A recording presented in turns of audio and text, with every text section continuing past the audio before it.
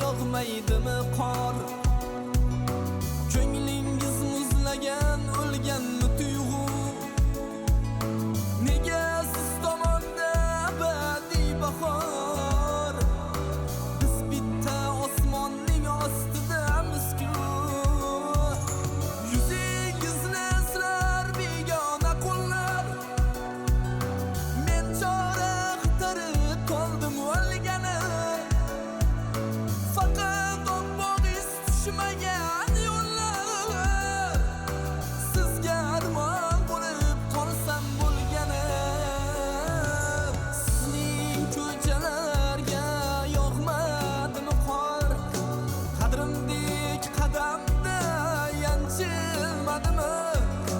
Sizni bir bechora chekkan dozor.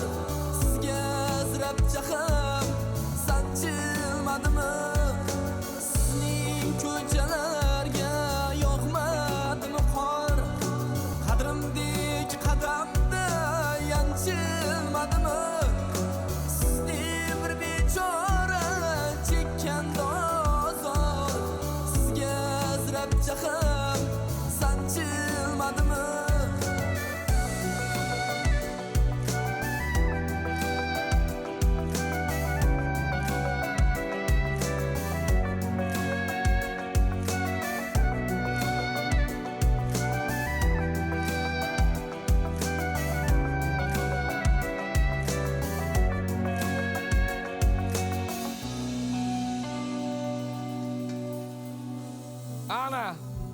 Ana bo'lmas. Ilhom aka, bir kun keladi shu bolalar ham xudo xolasa, shu Zo'r TV sahnasida, Zo'r TV kanalida qancha ijodkorlar, qancha yoshlarimiz o'zini o'rnini topib ketdi.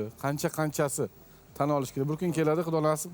Sen ham shu Ilhom akamning yonida o'tirib, ha endi biz ham san'atga kirib kelganimizda hammasi ozgina qarshiliklar bo'lgan, lekin yengib chiqqanimizni aytasan sen ham. Hozir ham o'tiribdilar mana. Ha, endi hozir kres almashadi-da.